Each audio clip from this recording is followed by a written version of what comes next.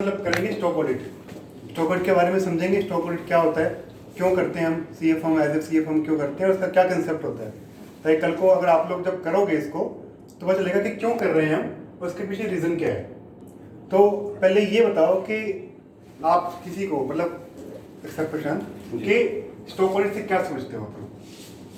पहले वर्ड्स की वर्ड ही समझते हैं कि स्टॉक ऑडिट का मतलब क्या है। जो स्टॉक उसके पास पड़ा हुआ है उसकी हम चेक कर लेते हैं भाई जो कह रहा है वो सही है या नहीं है। हाँ, देखो दो चीजें हो सकती हैं, एक होता है स्टॉक वेरिफिकेशन, एक होता है stock audit. Audit is a big term, verification तो आपने सिर्फ काउंट कर लिया, ठीक है। ऑडिट बिग टर्म, ऑडिट का मतलब स्टॉक की कैसे टर्नओवर हो रही है, कैसे वो सिस्टम में रखा हुआ है, इसके कोई इंटरनल कंट्रोल है या नहीं है, तो that thing can cover in audit पूरा, ठीक है। तो it is not stock verification, verification में तो आप गए काउंट किया खत्म, तो stock audit is a big term, verification is a part of this. which is part of it, obviously it will be a part of it. तो पहले audit is separate from verification, तो audit का part ज़्यादा cover होगा। अब जो stock audit है वो बेसिकली अगर हम अपनी बात करें तो दो तरीके से हमें मिल सकते हैं, या तो हमें मिलेंगे कॉर्पोरेट के, या हमें मिलेंगे बैंक्स के। अभी जो फिलहाल हमारे पास है, और भी टाइप्स हो सकती होंगी। कॉर्पोरेट के जब हम मिलेंगे तो हमें वही स्टॉक को वेरीफाई करना होगा, उसके इंटरनल प्रोसेसेस क्या हैं, कैसे काउंट हो रहा है, कैसे हम उसको इंश्योर कर रहे हैं कि वो प्रॉपर हो रहा है नहीं हो रहा है, क्या उसकी वैल्यूएशन हो रही है। तो वो जब कॉर्पोरेट का करेंगे तो कॉर्पोरेट में वहाँ से कवर होगा। बैंक का स्टॉक ऑडिट का पर्पस स्लाइटली डिफरेंट है। कॉर्पोरेट का अपना अलग एक स्कोप होगा, इसका अपना अलग एक स्कोप होगा। बैंक्स केस में बैंक्स जो लोन देता है, लोन के टर्म्स हो सकते, लोन के टाइप्स हो सकते हैं। लोन होता है हाउसिंग लोन, होता है पर्सनल लोन, एक होता है वर्किंग कैपिटल लोन, और कौन सा टाइप हो सकता है, लैब या कोई भी लोन हो सकता है, ठीक है। तो जब बैंक जब वर्किंग कैपिटल लोन देता है, वर्किंग कैपिटल का मतलब कि आपको वर्किंग कैपिटल को मैनेज करने के लिए लोन दिया जा रहा है, ठीक है सर। तो आपको वर्किंग कैपिटल के लिए मैनेज लोन मिला, वर्किंग कैपिटल का मतलब आपके डेटर्स या स्टॉक या कैरेक्टर्स को रनिंग में रखने के लिए आपको लोन दिया जा रहा है। तो इस जब वर्किंग कैपिटल का जब लोन देते हैं, ठीक है, तो वो लोन में कवर होता है डेटर्स, बेसिकली आपके स्टॉक और आपका क्रेडिटर्स, ठीक है। तो ये आपका वर्किंग कैपिटल हो गया। बैंक ने आपको उसको चलाने के लिए लोन दे दिया, ठीक है। अब लोन तो दे दिया, लोन का एक वेरिफिकेशन कि लोन सही चल रहा है नहीं चल रहा है बैंक के एंगल से, तो बैंक के अपने इंटरनल सिस्टम भी होते हैं कि बैंक को उसको कंट्रोल कैसे करना है, कैसे नहीं करना है, क्या देखना है क्या नहीं करना है। बट बैंक्स क्योंकि कोई भी एक पार्ट ऑफ इंटरनल कंट्रोल में ये जो होता है कि आप जो काम खुद कर रहे हो आप एक थर्ड पार्टी से भी कराते हो, कि जब तक वो काम थर्ड पार्टी नहीं करेगी आपको पता नहीं सकता कि बैंक का जो एम्प्लॉय है वो आपस में मिल के शायद इस चीज़ को वो ना कर लें। तो उसको एक additional control point of view से आप थर्ड पार्टी यानी एक सीए से वेरीफाई कराते हो। अब सीए से जब वेरीफाई कराते हो तो ऐसा तो है नहीं कि आप हर चीज़ वेरीफाई करा लोगे, आप एक लिमिट देखते हो कि चलो मेरी लिमिट इससे ऊपर है तो मैं काम करता हूँ, इस लिमिट से ऊपर जो होगा उसका रिस्क मेरा कम है, डिपेंडिंग अपॉन रिस्क कैपेसिटी। क्या छोटे मोटे लोन में थोड़ी मैं एक्सटर्नल पार्टी से कराऊंगा, तो बड़ी उसमें तो मैं एक्सटर्नल पार्टी से इसका रिव्यू करा लेता हूँ। तो भाई मैं एक सीए को अपॉइंट करता हूँ फॉर एग्जांपल कि भाई जिसका 5 करोड़ से ऊपर का है वर्किंग कैपिटल लोन या 2 करोड़ से ऊपर गया, तो मैं उसको अकॉर्डिंगली ये वाला काम दे दूंगा कि भैया आप तो जाके वेरीफाई कर उसको। This is not mandatory. It's not mandatory. ये तो बैंक्स के अपने, हर बैंक्स के अपने इंटरनल रूल्स हैं। It is a part of internal control. जैसे इंटरनल बैंक का अपना वो है, वैसे ही बैंक जो है, बैंक का अपना सिस्टम है कि वो कैसे कंट्रोल करता है इस वर्किंग कैपिटल लोन के ऊपर। क्योंकि बैंक्स का मेजर जो पार्ट है, लोन्स का जो भी पार्ट है, वो लोन कल को डिफॉल्ट ना हो उसके लिए बैंक क्या कर सकता है। तो बैंक को अपने इंटरनल प्रोसेस लेने, अगर फॉर एग्जाम्पल हाउसिंग लोन के लिए है तो हाउसिंग लोन जब देगा तो कुछ स्टार्टिंग में डॉक्यूमेंट्स लेगा, चेक करेगा, और उनकी भी पीरियडिकल वेरिफिकेशन होगी।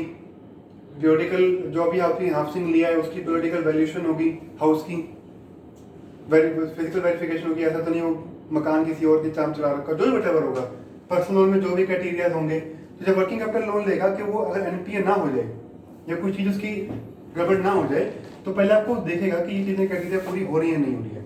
उसका एक एडिशनल पार्ट है कि जब सीए से वेरीफाई कराता है कि ये चीज़ें मेरे को सही उसका चीज़ चल रहा है या नहीं चल रहा है।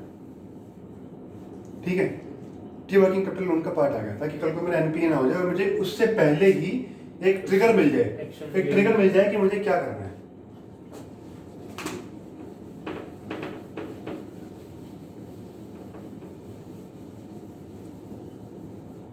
इसको वैसे स्टॉक एंड रिसीवेबल ऑडिट भी कहते हैं इसको। कॉमन टर्म है स्टॉक ऑडिट, वैसे इसको रिसीवेबल एंड स्टॉक ऑडिट भी बोलते हैं।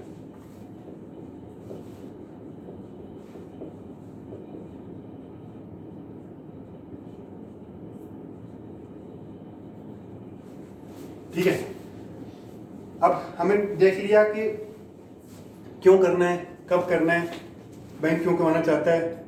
अब अगर हम इसको थोड़ा लॉजिकली सोचें कि हमारे को एक वर्किंग कैपिटल लोन का ऐसे हमारे पास डॉक्यूमेंट आ गया, हमको कोई वेरीफाई करना है, तो उसके दो एस्पेक्ट्स हो सकते हैं। एक तो जब इनिशियली और आफ्टर में उसकी मेंटेनेंस। जब आपके पास स्टॉक ऑडिट आया तो आपको देखना पड़ेगा इनिशियली से कि जब ये आपको वर्किंग कैपिटल लोन की जब लिमिट असाइन की गई थी तो उस टाइम पे इनिशियल में जो भी चीजें थी वो सही थी। हो सकता है स्टार्टिंग पॉइंट ही गलत हो, स्टार्टिंग पॉइंट में कुछ गड़बड़ हो, तो अगर वही गड़बड़ है तो बाद में आप जो मर्जी करते रहो, कोई फर्क नहीं पड़ता। इनिशियली जब चेक करने के लिए आपको क्या क्या मेजर पॉइंट हो सकते हैं डॉक्यूमेंट्स को देखने के लिए, पहला हो सकता है कि जो उसकी सैंक्शन लिमिट है, सैंक्शन लिमिट या सैंक्शन के जो पेपर्स हैं, सैंक्शन का पेपर मतलब सैंक्शन डॉक्यूमेंट होता है, उस डॉक्यूमेंट में कुछ कंडीशंस लिखी होती हैं। जैसे कोई भी आपसे एक जो वो ऑडिट करवाएगा तो आपको जब लोन देगा तो बोलेगा मैं आपको लोन दे रहा हूँ लेकिन आपको पहले ये डॉक्यूमेंट्स रेडी करके देनी है। जैसे उस डॉक्यूमेंट में ऐसे मिल सकता है कि मैं 4 करोड़ का आपको लोन दूंगा तो ये कंडीशन होगी, ये कंडीशन होगा, ये पेपर साइन होगा। वो सारे पेपर्स वगैरह साइन हैं नहीं हैं, क्या हैं कैसे हैं। ठीक है, एक पार्ट ये हो सकता है उसका। दूसरा पार्ट क्या हो सकता है, जो भी जिसके नाम पे लोन ले रहे हैं, ठीक है, उसका केवाईसी, चाहे वो डायरेक्टर्स हैं उसके अंदर कंपनी के नाम पे अगर लोन ले रखा है, चाहे पार्टनरशिप है तो डायरेक्टर्स के क्या लोन्स हैं, मतलब क्या उनकी केवाईसी पूरी कंप्लीट थी उस टाइम पे। थर्ड चीज हो सकती है कि इनकम क्राइटेरिया, जो डायरेक्टर्स हैं या जो फर्म है उसकी कितनी सेल है, उसकी आईटीआर, उसकी जीएसटी की रिटर्न्स, उस टाइम पे क्या आपने डॉक्यूमेंट लिए थे, आपने चेक किया था कि उनकी कितनी चीजें हैं नहीं है लोन करने से पहले। तो ये एक ब्रॉडर चौथा पॉइंट सिक्योरिटी। आपने जब लोन दिया तो आपने क्या सिक्योरिटी रखवाई वहां पे, क्या वो एडुकेट थी सिक्योरिटी, बैंक के नॉर्म के हिसाब से थी। 4-5 मेजर पॉइंट हो सकते हैं जिसके अंदर आपके सारे पॉइंट्स कवर होंगे। इन्हीं 4-5 पॉइंट में अंदर सब समझ लो, सैंक्शन पेपर उठा के देख लो, लग जाएगा पता कि क्या क्या लिमिट है, कैसे हैं, केवाईसी सारी डायरेक्टर्स की पूरी है नहीं है, इनकम में आपने सारी आईटीआर ली, सिक्योरिटी में, तो ये आपके इनिशियल डॉक्यूमेंट हो गए। इसमें सर सिक्योरिटी नहीं होती है, इसमें सिक्योरिटी नहीं होती है वर्किंग कैपिटल लोन में। सिक्योरिटी कभी नहीं, जो उनका स्टॉक होगा ना, फॉर एग्जाम्पल 4 करोड़ का हमें सैंक्शन लिमिट हुई है तो उनके वर्किंग कैपिटल उस दिन 4 करोड़ रुपए ही होनी चाहिए, मतलब उससे ज्यादा होनी चाहिए। अभी वो मेंटेनेंस के पार्ट में आएगा, मैं उस पर नहीं जा रहा हूँ, मैं इनिशियली की बात कर रहा हूँ। इनिशियली जब होता है तो सिक्योरिटी भी रखते हैं आपसे कि भाई हमें एक पर्सन जो है उसे कोलैटरल सिक्योरिटी बोलते हैं। एक तो होगी मेन सिक्योरिटी जो आपका स्टॉक रिसीवेबल है उस पर फर्स्ट राइट बैंक का है, दूसरी कोलैटरल सिक्योरिटी मतलब एक एडिशनल सिक्योरिटी, कोई घर हो, कुछ और हो, कोई भी ऐसी प्रॉपर्टी हो जो कल को बैंक रिकवर कर सके अपना अमाउंट। तो इनिशियली जब आपने लोन दे दिया, आपको सब चीजें कवर हो गई, आपने चेक कर लिया कि हाँ सब चीजें ठीक ठाक है, अब जो लोन है वो सही चलना चाहिए, तो सारे जो बाकी पार्ट हैं सारे उसके कवर में आएंगे। ठीक है, अब जैसे सिक्योरिटी में पॉइंट आ सकता है कि सिक्योरिटी एडुकेट है नहीं है, सिक्योरिटी का इंश्योरेंस है या नहीं है, सिक्योरिटी जो है उस पर भी हाइपोथिकेशन बैंक के नाम है नहीं है। जैसे ही मूवमेंट आप लोन लोगे तो बैंक आपको बोलेगा कि जो सिक्योरिटी है, जो भी आप एडिशनल सिक्योरिटी दे रहे हो, वो बैंक के नाम आपको हाइपोथिकेट करनी पड़ेगी। ठीक है ना?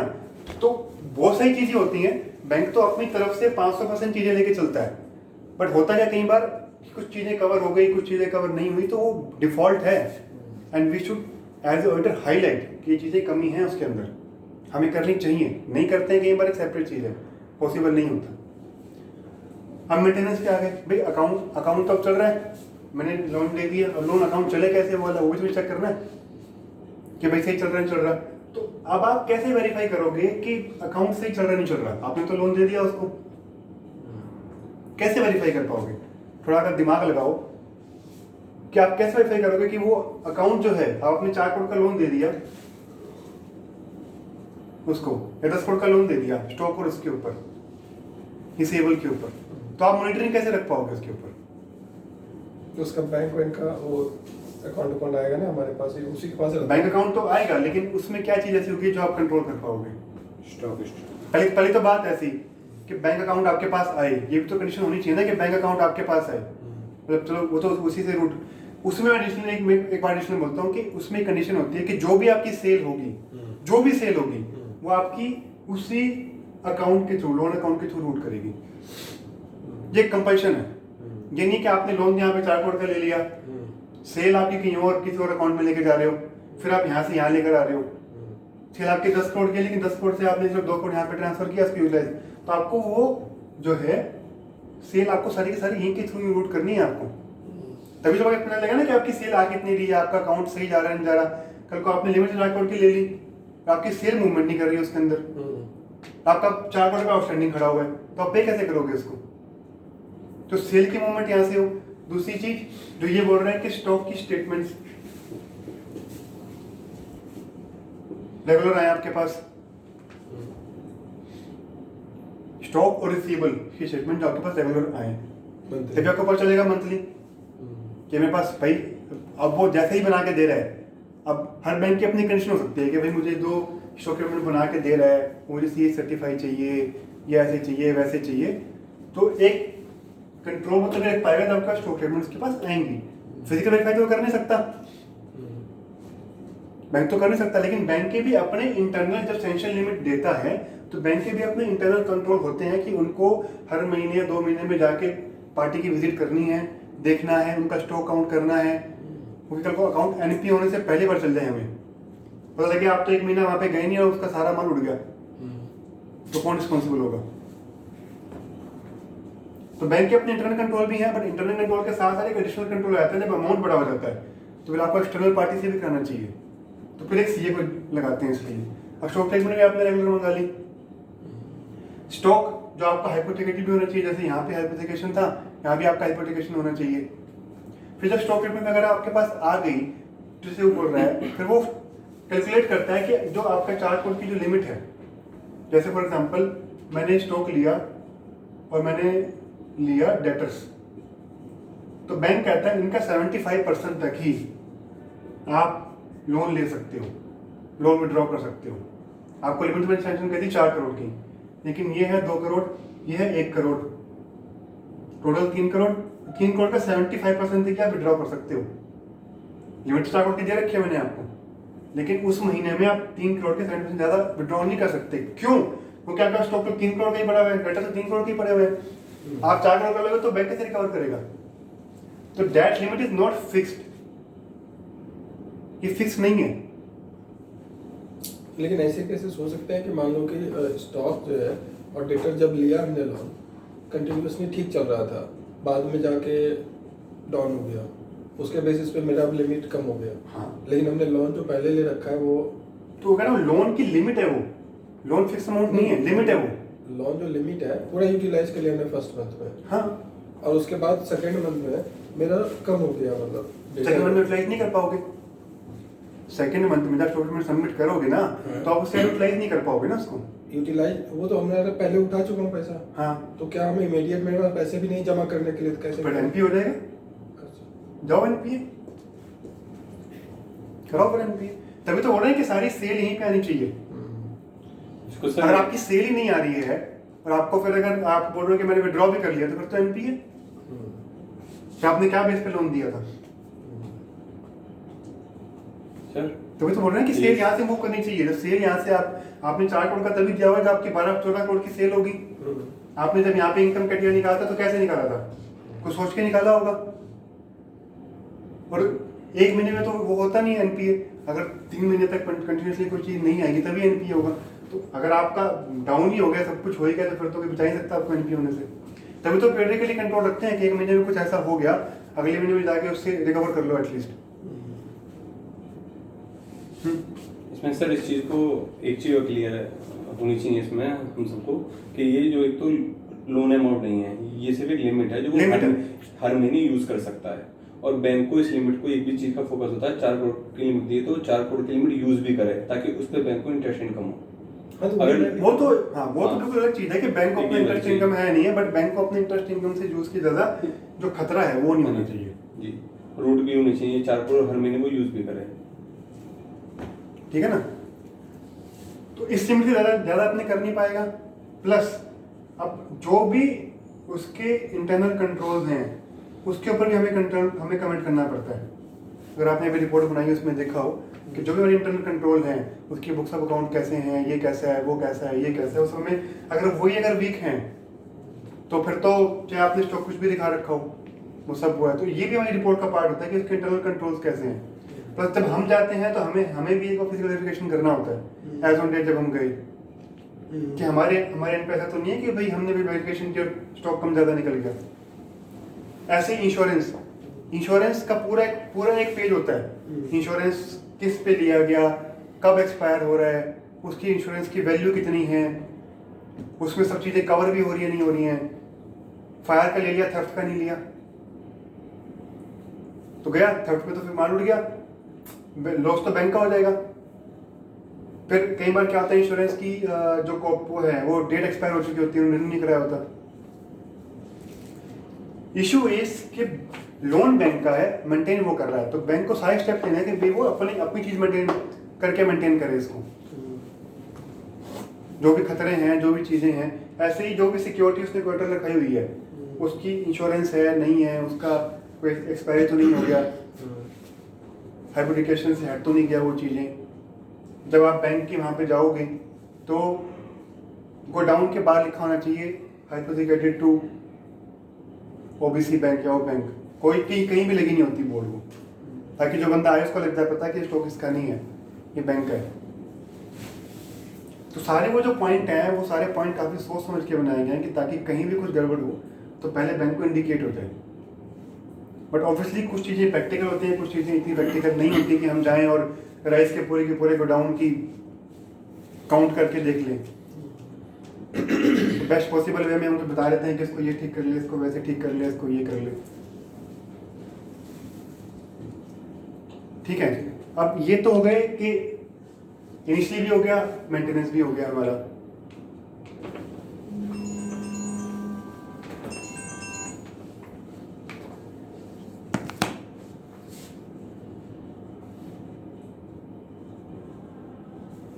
कुछ कॉमन प्रैक्टिस वो लोग करते हैं स्टॉक ऑडिट में, जो इनिशियली जो पसंद करता है उसको स्टार्टिंग से समझ में आ जाता है।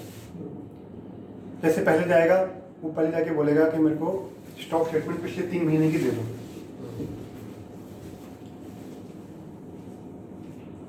ठीक है, स्टॉक स्टेटमेंट कई बार क्या होता है, अगर आपने भी अभी जब अपना स्टार्ट ऑडिट किया था, सिस्टम में तो ये कंट्रोल है सिस्टम में कि जब तक आप स्टॉक स्टेटमेंट्स की डेट और एंट्री नहीं डालोगे सिस्टम आपको यूज ही नहीं करने देगा, उसकी अकाउंट को यूज ही नहीं करने देगा सिस्टम।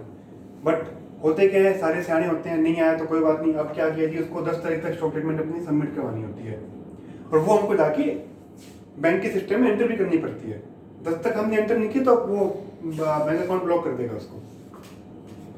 तो लोग क्या करते हैं, ठीक है भाई भेज रहा हूँ, कोई बात नहीं यार 12 तारीख तक भेज दे, बैंक में हमने वहाँ पे एंट्री डाल दी, भाई कोई बात नहीं 10 को आ गई थी मेरी।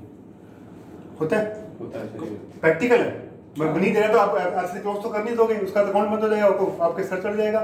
2 दिन से तो वो डाल देते हैं, पर आपके पास स्टेटमेंट आई लेट है, किसी महीने में उसने बोला मैं दे दूंगा, दी ही नहीं आपको, दे दूंगा लेट कहानी रहेगी। सबसे बड़ी जो कॉमन वो हो सकती है वो सकती है कि स्टेटमेंट आपके पास आ ही नहीं रही है, टाइम से नहीं आ रही है। जब आपके पास स्टेटमेंट लेट पहुंच रही है तो आप ये पूछ सकते हो कि कहाँ फिर इसमें कैसे चढ़ गई, आपने लिमिट साइन कैसे कर दी, नंबर 1। नंबर 2, आप क्या करते हो, अब आपने स्टेटमेंट तो बना के देनी है, और इसमें क्या होता है एक जो मेजर पॉइंट कि आप स्टॉक और डेटर्स 90 डेज से ऊपर के हैं तो बैंक मानता है मैं उसको कैंडर नहीं करूंगा। जो प्राइम डेटर्स है मतलब पैसा नहीं आएगा ना स्टॉक का उसका पैसा आएगा, तो मैं तो लिमिट बनाऊंगा ना आपकी, इसमें इसको मानता नहीं है, मैं इसको नहीं मानता। ठीक है भाई, अगर पुराना है तो मैं क्या मानूं, 6 महीने से स्टॉक पड़ा हुआ है, तुम बोलो उसकी वैल्यू पे निकाल दो, मैं तो बस उसकी वैल्यू आएगी नहीं, मैं तो फंस जाऊंगा कल को। ठीक है, इसमें एक और मिस्टेक क्या होती है कि जो स्टॉक स्टेटमेंट्स या जो वो डेटा शीट बना के देते हैं सेम टू सेम 3-4 महीने की 4-5-6 डेटर्स होते हैं, वो सेम टू सेम चल रहे होते हैं, वही वाले जिस पर टाइम नहीं होता ना, अकाउंटेंट से बोला बना दे, उसने क्या करा वही सेम डेटर्स उठा के, क्योंकि बैंक की तो फॉर्मेलिटी पूरी करनी है, डेट चेंज किया, पेपर चेंज किया, 1-2 ऊपर के डेटर्स एक्सेल में बनाए, चेंज कर दिया, बोला कि 3 महीने से ये 5-6 डेटर्स सेम चले जा रहे हैं, 6 महीने चले जा रहे हैं, तब रिकवरी नहीं हुई तो 3 महीने के अंदर कैसे आ गई है, तो जाके पकड़ लेते हैं उसको। ठीक है, ये पॉइंट हो गया कि आपकी सेम डेटर्स वगैरह वो होते रहते हैं। थर्ड, मैंने आपको इंश्योरेंस का बता ही दिया, कभी भी इंश्योरेंस जो है वो कंप्लीटली कवर्ड नहीं होती, कभी एक्सपायर हो रही होती है, कभी पूरी थेफ्ट के लिए ली तो फायर की नहीं ली, उसके लिए तो उसकी नहीं ली, या कभी सिक्योरिटी की नहीं ली, वो कुछ ना कुछ इसके अंदर कमी रह रही होती है। ठीक है, चौथा पॉइंट इसके अंदर कवर नहीं है, वैसे कवर होगा कि जो स्टैट्यूटरी लायबिलिटीज आपकी खड़ी हुई हैं, तो ऑल्दो कहीं पे लेस नहीं होती है, लेकिन बैंक अपनी रिपोर्ट में मांग लेता है कोई नोटिस, कोई स्टैट्यूटरी लायबिलिटी। भाई कल को अगर स्टैट्यूटरी लायबिलिटी पे करनी पड़ गई तो इनको कहाँ से पैसा मिलेगा बैंक को अपना, तो बैंक अपनी निगाह में रखता है कि भाई जो भी स्टैट्यूटरी लायबिलिटी खड़ी हुई है मुझे पता हो, कोई नोटिस खड़ा हुआ तो मुझे पता हो, कोई डिमांड खड़ी हुई तो मुझे पता हो, क्योंकि पहले राइट उसी की बनती है, लिक्विडेशन में जब कोई जाते हैं पहले राइट वो कहीं पे अभी जीपे करने के लिए ले नहीं रहे इसको, लेकिन जैसे इंटरनल कंट्रोल हो गई कि बुक्स ऑफ अकाउंट मेंटेन कर रहे हैं नहीं कर रहे हैं, वो कहीं पे वो नहीं है, बट वो इंडिकेटर्स हैं कि दिक्कत हो सकती है कल को। हाइपोथेकेशन बता रहा हूँ, हाइपोथेकेशन नहीं हो रखी है, ये हट गई है यहाँ से, वो जो बाहर जब बोर्ड लगवाना चाहिए एप्लीकेशन का वो नहीं लगा होता, ये भी एक मेजर पार्ट होता है। और एक और क्या होता है कि जो अगर ये कंपनी है, ठीक है, अगर कोई डॉक्यूमेंट उसका है जिसने सिक्योरिटी ले रखी है ये वाली, तो एक चार्ज क्रिएट करना होता है कंपनी लॉ में, आपको बताओ तो। हाँ, वो चार्ज मैंने देखा, चार्ज क्रिएट करना होता है। हाँ। अच्छा, यही चार्ज है, ये चार्ज क्रिएट करना होता है, कंपनी लॉ में जाके चार्ज क्रिएट करना होता है, और आपको चेक करना होता है कि चार्ज क्रिएट है या नहीं। अच्छा, ये वाला एक नंबर 2, इनकी एक साइट होती है सरसाई करके साइट होती है,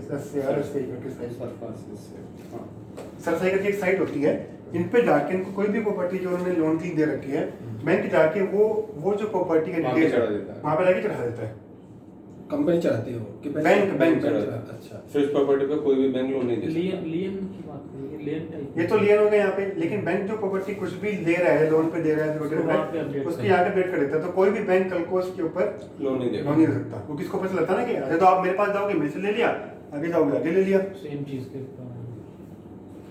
तो अपनी तरफ से तो कंट्रोल रखते हैं, फिर भी फ्रॉड तो होते हैं, एक अलग चीज है, पर सरसाई की भी रिपोर्ट निकलती है, आपने डिटेल जाके कब चेक करी है, कोई रिपोर्ट तो नहीं है, वो भी आपको जाके चेक करनी चाहिए यहाँ पे जाके। बाकी अगर कंपनी है तो कंपनी के बाकी कंप्लायंस आरओसी कंप्लीट हो रखे हैं नहीं हो रखे हैं, तो भी कहीं ना कहीं आपसे इंटरनल कंट्रोल में मांग लेता है, रिपोर्ट तो सब पे मांग लेता है, कुछ भी इंडिकेटर आप दे दो वो आपको वहीं पे वो कर लेगा। फिर डीपी आपसे खुद भी कैलकुलेट करवाता है कि आप भी निकालो क्या निकली जो हम निकाल रहे थे रिपोर्ट में, कि आप भी निकालो भाई, जो उन्होंने निकाली ठीक है, आप भी निकाल के बताओ कितनी आनी चाहिए। तो ये चीजें बड़ी ध्यान रखनी है कि सेम डेटर सेम कैरेक्टर को, कि वो उसको तो लिमिट रिन्यू करानी है। आपने अगर 4-5 चीज आगे पकड़ ली तो बैंक मैनेजर वहीं पे आधा धराशायी हो जाएगा, वहीं पकड़ जाएगा कि भैया पहले ये चीज ला दे मेरे को, मैं देख लेता हूँ जरा।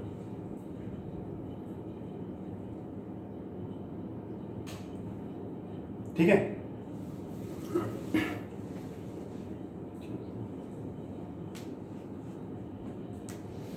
ठीक है, मेरी तरफ से दैट्स इट। कुछ और पूछना हो क्वेश्चन?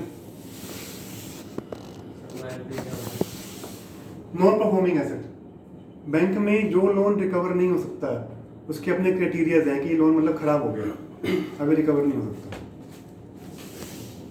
तो एनपी हो जाते हैं। ठीक है सर। डीपी नहीं पूछा किसी ने? कहने डीपी नहीं पूछा? डीपी नहीं पूछा, डीपी पूछना भूल गया। हम तो टेक्निकल टर्म इसको नहीं पता ना, हम तो बना चुके हैं, तो डीपी का वो नहीं रहा कि डीपी बतानी चाहिए।